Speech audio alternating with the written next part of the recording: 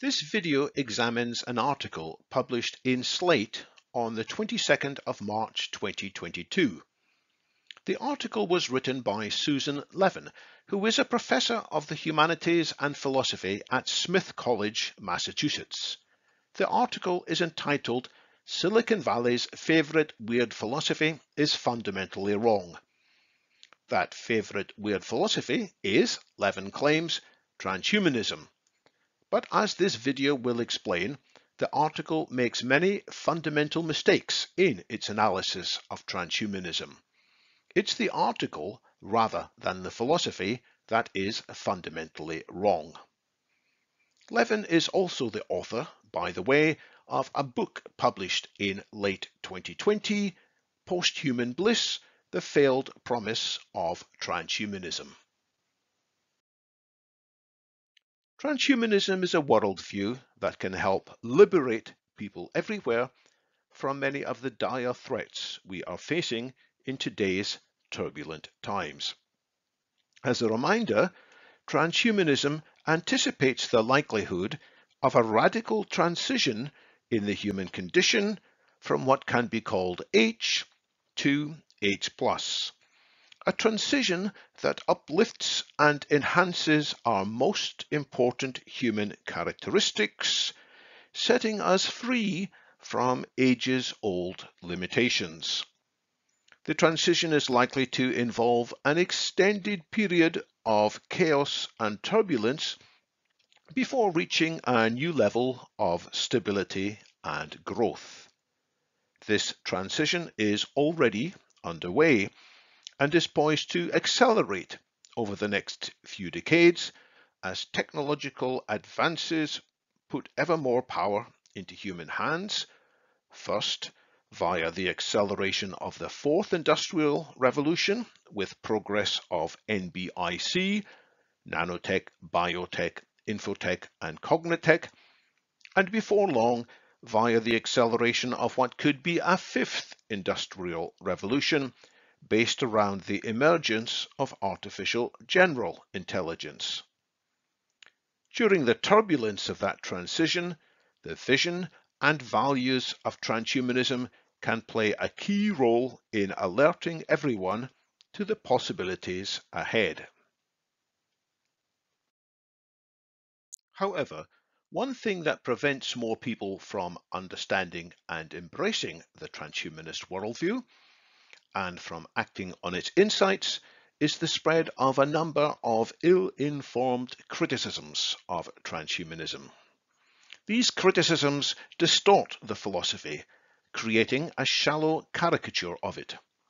People who read these criticisms and who fail to seek a second opinion from more reliable sources can magnify the unnecessary confusion by spreading more widely the distortions they have heard, causing unhelpful hostility toward the philosophy.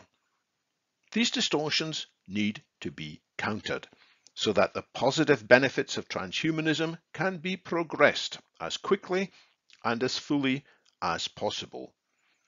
Reviewing these criticisms has the additional benefit of clarifying the core insights and principles of transhumanism when viewed from different perspectives.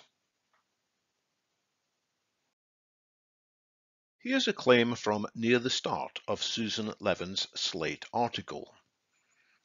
Key to all of transhumanism's planned advancements, mental and physical, is a specific understanding of information and its causal dominance in relation to features that advocates prize. This focus on information is also transhumanism's fatal flaw. That's according to Levin. But how central to actual transhumanist thinking is the concept of information? Take a look at the listing of the Transhumanist Declaration, which is the nearest thing in the transhumanist community to a canonical document. There is no focus here on information. Indeed, the word information makes no appearance in any of the 8 clauses of this declaration. Its abbreviated form, info, is likewise absent. Again, consider this picture of the values of active transhumanism taken from a video on the Transhumanist page on the Vital Syllabus project. This diagram includes science, data, and rationality, which includes information processing as means championed, but not as end goals. The core values emphasized as end goals are human well-being, with specific call-outs for individual well-being and mutual responsibility. So why does Susan Levin think that a focus on information is transhumanism's fundamental flaw? She explains her views in more detail as follows. The key idea is that animate entities and machines are, in essence, information, their operations are fundamentally the same. From this perspective, brains are computational devices, genetic causality works through programs, and the information patterns constituting us are, in principle, translatable to the digital realm. This informational lens is the crux of transhumanism. Levin cannot deny that an informational perspective can shed some important light on questions of human experience. Humans do not exist in some kind of splendid isolation from information processing and scientific laws. If we step off a high building, the fact that we are human beings does not invalidate the physical law of gravity, which means we will plummet toward the ground. And despite the rich variety of human cultures and personalities, an informational perspective has proven very helpful in the development of many medical treatments and in the improvement of agriculture. So far, so good. Levin wants to say, however, that there is more to machines, more to animate entities, and more to brains than pure information. And in that statement, despite what she implies, she will find strong agreement from transhumanism. Transhumanism does not try to reduce all of human experience to information technology. Transhumanism does not regard living biological entities as being completely described as simply saying they are machines. It is only the crudest of strawman caricatures that would support such an equation. Levin's article continues. Some of transhumanism's greatest promises rest on the assumption that genes as information drive and dominate people's standing in relation to complex phenotypic traits such as intelligence, self-control, kindness, and empathy. Levin's mistake here is to insist that transhumanism views genetic influences as paramount and fundamental.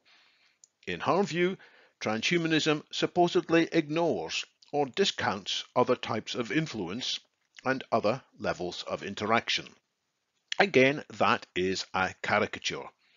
Instead, transhumanism is open to whatever science can teach us regarding the rich interplays of nature and nurture, of genetics and epigenetics, of apparent destiny and self-chosen freedom, and of inherited character predispositions and novel life initiatives. To be clear, transhumanism is not guilty of any simple-minded genetic determinism. In particular, transhumanism is open to whatever science can teach us about the possibilities for improving the human condition. In some cases, the most effective tools to improve aspects of the human condition may be age-old ones, such as meditation, yoga, music, poetry, good sleep, good diet, friendship and community, and a clear sense of personal purpose. But in other cases, newer tools may become available with great value. Tools such as statistical analysis, vaccinations, antibiotics, reconstructive surgery, artificial limbs, in vitro fertilization, online search tools, and carefully targeted pharmaceuticals, among many other new possibilities. There should be no presumption that the old methods should always be preferred, nor that the new methods are always better. In both cases, that would just be dogmatism. What's more, just because initial attempts to use a new scientific idea hit roadblocks, and just because progress that early enthusiasts had anticipated was delayed, that's no reason to reject the idea in its entirety. These new ideas often need significant evolution and recombination before they can fulfill their potential. Thus, when Levin scorns the conception that used to be quite widespread that particular mental capacities are tethered to specific areas of the brain and could therefore be targeted for manipulation, she wrongly implies that any attempts to improve brain capabilities are bound to fail. That shows a shallow understanding of how science and technology improve in practice. On that note, let's review some past examples of how new initiatives to apply ideas from science and technology failed for a long time before they ultimately became successful. Attempts to understand the heavenly motions of planets and stars needed to progress through a long phase of astrology and horoscopes, as well as some naive mathematical pattern searching before the science of astronomy clarified what was actually happening in the solar system and beyond. Electricity and magnetism were mere strange curiosities until scientists such as Michael Faraday and James Clerk Maxwell showed how to harness them for all sorts of beneficial purposes. Numerous would-be pioneers of heavier-than-air powered flight perished in risky experiments before the Wright brothers demonstrated how that remarkable feat could actually be accomplished. Ideas for controlling the transmission of infectious diseases needed to wait for modern microscopes, breakthroughs in biological understanding, and the synthesis of new chemicals. Yet other diseases, such as sickle cell anemia, have had to wait for progress in genetic editing techniques, such as CRISPR-Cas9, before sufferers could find lasting relief. In all these cases, and many more, hostile critics long showed the same sort of scorn against experimentalists and innovators as do critics of transhumanism such as Susan Levin show toward modern ideas of using science and technology to further improve the human condition. In all these cases, it was argued that previous failures showed the entire attempt was fundamentally mistaken.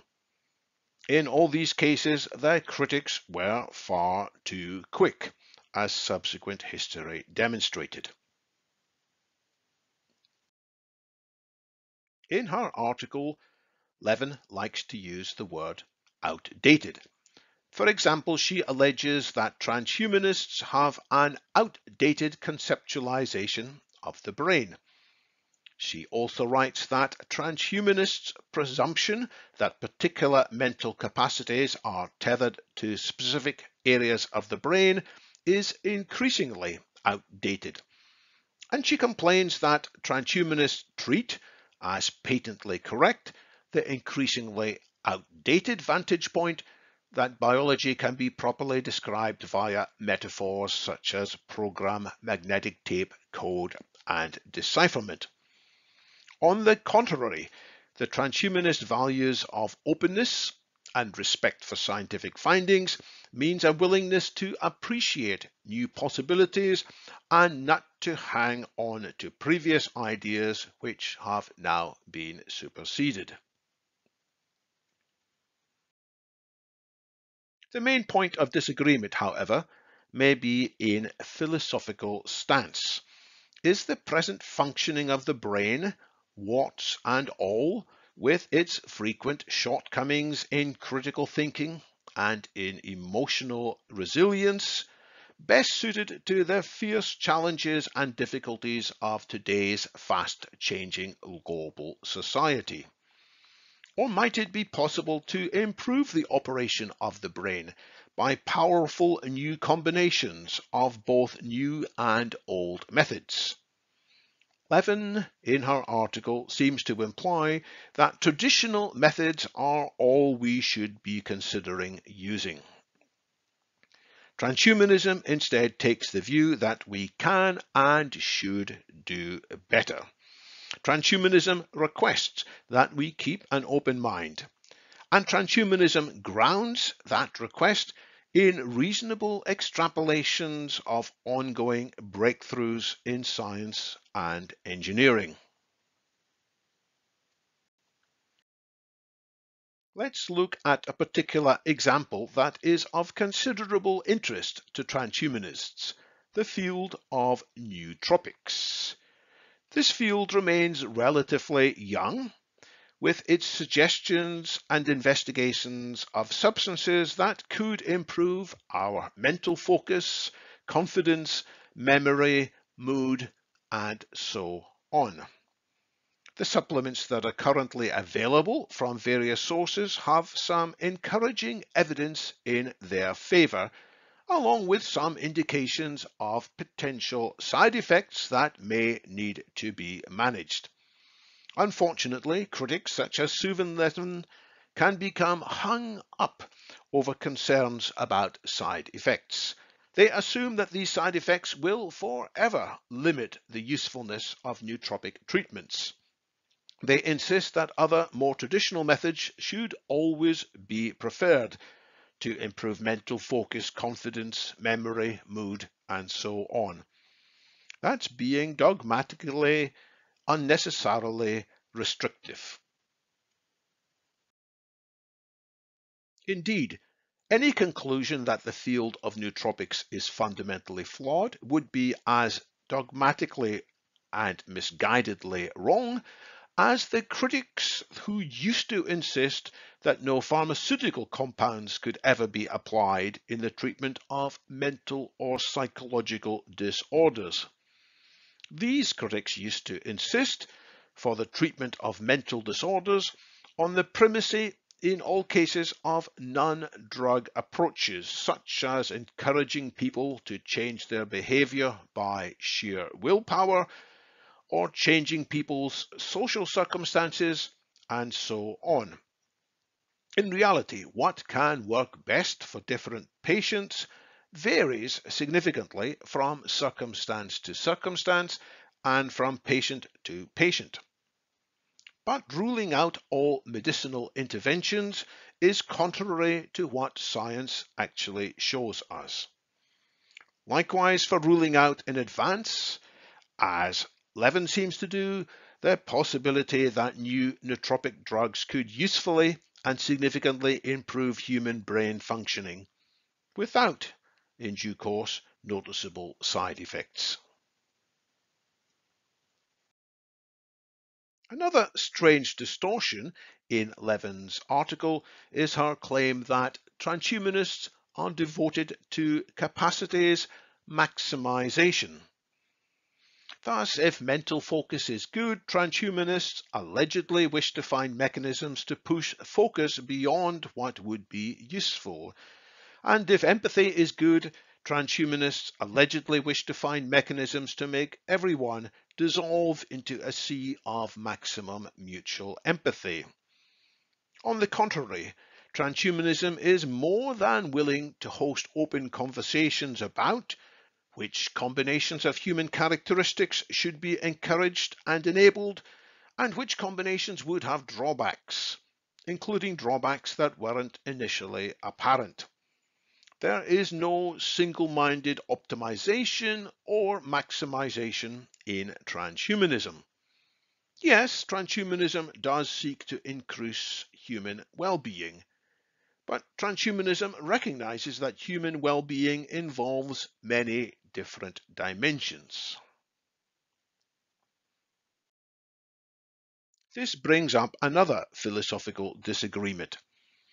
Transhumanism understands that it could benefit human flourishing enormously if some human attributes could be significantly increased beyond the levels that have been reached throughout history so far. Thus, various transhumanists look forward to super longevity, super intelligence, super happiness, super democracy, and sustainable super abundance.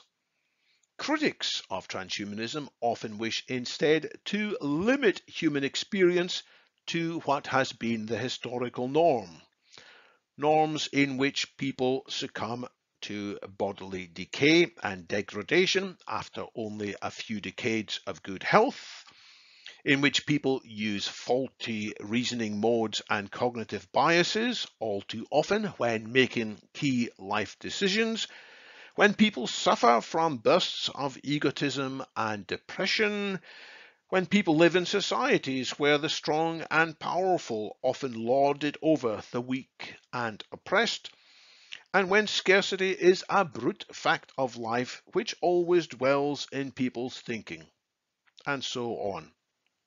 For transhumanism, the best lies in the future. To be more precise, for transhumanism, the best lies in some future scenarios which it is possible for humanity to reach, provided we avoid distractions, confusions, and intimidation. For critics of transhumanism, the best is often thought to exist in some imagined past, or perhaps as part of their present. Now, if that's what these critics really think, they ought to say so clearly, rather than deliberately leaving matters vague and confusing. At the end of her article, Susan Levin repeats her warped assertion that transhumanism has a singular focus on information. She calls instead for a greater appreciation of the nonlinear and richly contextual nature of what matters most to us as human beings. But that's what transhumanism calls for too. In reality, transhumanist writing is full of appreciation for nonlinear effects, such as feedback cycles, for the importance of context and environment, and for a richer appreciation of the means and variety of human flourishing. Transhumanist events frequently discuss precisely these topics. Take a look at the agendas of events organized by, for example, Humanity Plus, London Futurists, and the IEET, the Institute for Ethics and Emerging Technologies. Levin's criticisms of transhumanism are woefully misdirected. Sadly, people who have offered reviews for her book on Amazon show signs of being impressed by her claims. Titles of reviews posted there include a very important and timely book, well-argued and persuasive critique, an absolutely fabulous book, and a powerful book, well argued and with plenty of supporting evidence. All this highlights the need to dramatically improve the quality of the public discussion of transhumanism. Improving the quality of the public discussion of transhumanism is a key part of the purpose of the Vital Syllabus project. To explore other angles of this conversation, watch, for example, the Vital Syllabus video on the transhumanist shadow. Thank you for your attention.